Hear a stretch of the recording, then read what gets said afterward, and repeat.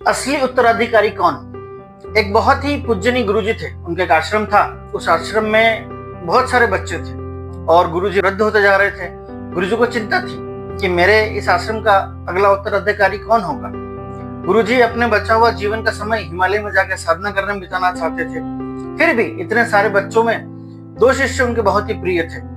उन्होंने गुरुजी ने क्या किया, दोनों शिष्यों को अपने पास बुलाया और कहा कि मैं हिमालय पे जाके साधना करना चाहता हूँ, पर मैं तुम दोनों से गुरु दक्षिणा में कुछ मांगना चाहता हूँ।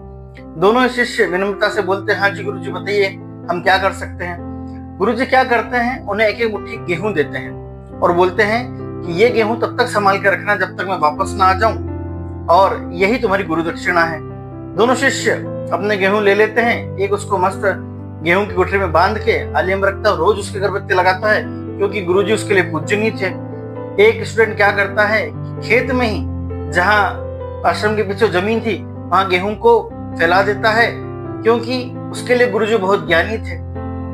थोड़े दिन बाद वो पूजा करता रह जाता है और इसके गेहूं फसल उग जाती है। फिर उस फसल से नया गेहूं बनता है। वो उन गेहूं से बना के फिर नई फसल उगा लेता है और वो जो दूसरा शिष्य था वो सिर्फ गुरुजी की गेहूं की पूजा ही करता रह जाता है। बहुत सालों बाद जब गुरुजी वापस आते हैं तो वो शिष्य बड़ा ही दौड़ के आता है और बोलता है, गुरुजी मैंने आपकी एक मुट्ठी आज तक संभाल के रखी। जब गुरुजी उसे खोलते हैं तो वो गेहूं पूरी तरह से बर्बाद हो चुके होते हैं, सड़ चुके होते हैं। और वो शिष्य बोलता है, गुरुजी मैं आपकी वो मुट्ठी तो नहीं संभाल पाया, पर मैंने उस मुट्ठी को फसल में तब्दील कर दिया।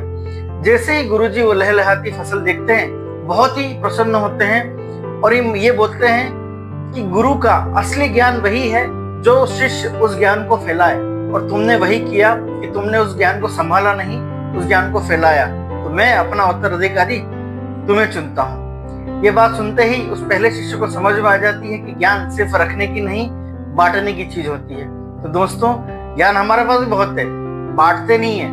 बांटो, जितना बांटोगे उतना बढ़ेगा, क्योंकि ज्ञान सिर्फ धन नहीं है। ज्ञान जो है एक बहुत ही बड़ी चीज है जो बांटने से ही बढ़ सकती है। आज के लिए इतना ही था। जल्द मिलूंगा एक नए विचार के साथ। तब तक आप लोग अपना ध्यान रखें। नमस्कार।